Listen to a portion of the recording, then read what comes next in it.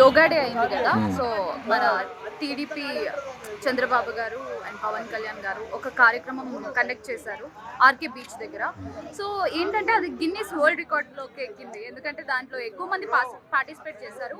Before అయితే సూరత్‌లో ఒక 1.5 lakhs people అయితే పార్టిసిపేట్ చేశారు. ఇందులో వచ్చేసరికి అరౌండ్ 3 లాక్స్ పీపుల్ పార్టిసిపేట్ చేయడం జరిగింది. ఇది గిన్నిస్ వరల్డ్ రికార్డ్ కాబట్టి సో చాలా మంది ఏమంటున్నారంటే అభివృద్ధి మీద ఫోకస్ చేయకుండా ఇలాంటి వాటి మీద ఫోకస్ చేయడం ఎంతవరకు కరెక్ట్ అని చాలా మంది అంటున్నారు. మీరేమంటారు? అంటే అభివృద్ధి ఒకటే కావాలా? ఆరోగ్యం అవసరం లేదా? మన దగ్గర డబ్బు ఉంటే సరిపోతుందా? ఆరోగ్యం అవసరం లేదా? చిన్న అనారోగ్యం వస్తే కొట్టుకుపోయే డబ్బు గురించి ఎందుకమ్మా మాట్లాడడం? ఇది ఎంత గొప్ప డే!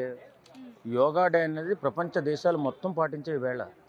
మన దేశం గర్వంగా ఫీల్ అవ్వాల్సింది ఏంటంటే మన దేశం గురించి ఇతర దేశాల్లో కూడా యోగా అనేది హిందువుల ఆరోగ్య చిట్కా, ఆరోగ్య రహస్యం. అమ్మని అమ్మ హిందువులు ఆరోగ్యంగా ఉంటున్నారంటే వీళ్ళ దగ్గర ఏదో చిట్కా ఉందంటే అది యోగా అనేసి ప్రతి ఒక్కరూ కూడా గొప్పగా పొగుడుకుంటున్నారు. ప్రతి దేశం కూడా యోగాని పాటించాలని చెప్పి ఆలోచనలోకి వచ్చింది. అలాంటి గొప్ప కార్యక్రమాన్ని నిర్వహించినటువంటి కూటమి ప్రభుత్వానికి, పవన్ కళ్యాణ్ గారికి, చంద్రబాబు నాయుడు గారికి ప్రత్యేక ధన్యవాదాలు చెప్పాలా. తర్వాత గిన్నిస్ బుక్ వరల్డ్ రికార్డులో స్థానం సంపాదించుకుంది ఈవేళ.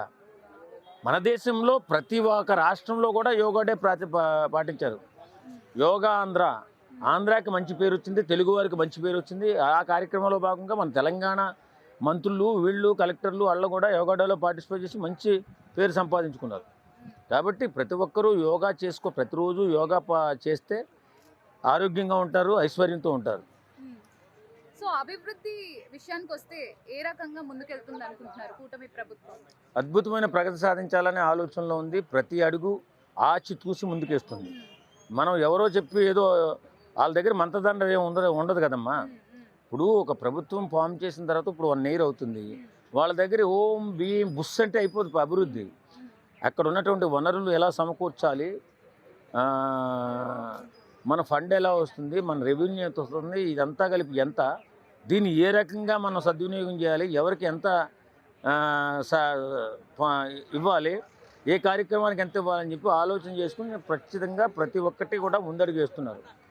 పవన్ కళ్యాణ్ గారు ఆయనకి ఇచ్చినటువంటి మంత్రి పదవుల్లో బ్రహ్మాండమైన ప్రగతి సాధిస్తున్నాడు. అలా అటవీ శాఖ మంత్రిగా కానీ, మన గ్రామీణాభివృద్ధి మంత్రిగా కానీ, అలాగే చాలా కార్యక్రమాల్లో ముందుండి అవసరమైతే తన నియోజకవర్గాల్లో ఆయన సొంత సొమ్ము కూడా కొన్ని కార్యక్రమాలు ఖర్చు పెట్టుకుంటూ బ్రహ్మాండమైన అభివృద్ధి పదంలో నడుస్తున్నారు.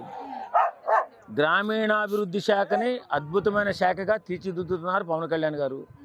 అలాగే విద్యాశాఖని మన విద్యాశాఖ మంత్రి గారు అయినటువంటి లోకేష్ బాబు కానీ, ఉన్న మంత్రులు కానీ అందరూ మంత్రులు కూడా పనితీరు బాగుంది. ప్రతి ఒక్కరూ కూడా కష్టపడి పనిచేస్తున్నారు. ఆంధ్రప్రదేశ్ విడిపోయిన తర్వాత జగన్మోహన్ రెడ్డి పరిపాలనలోకి వచ్చిన తర్వాత ఆంధ్రప్రదేశ్ అభివృద్ధిలో కుంటుపడిపోయిన మాట వాస్తవం. అక్కడ ఫ్యాక్టరీలు కానీ, ఐటీ కంపెనీలు కానీ ఎలాంటి అభివృద్ధి చేయకుండా సంక్షేమ పథకాలు ఆయన అందరికీ అర్హులకి అందించాడు, అర్హత లేని వారికి అందించాడు, సర్వనాశనం చేసేసాడని అందరూ. రవాణా వ్యవస్థను నాశనం చేసేసాడు, పోలవరం పడుకోబెట్టేశాడు,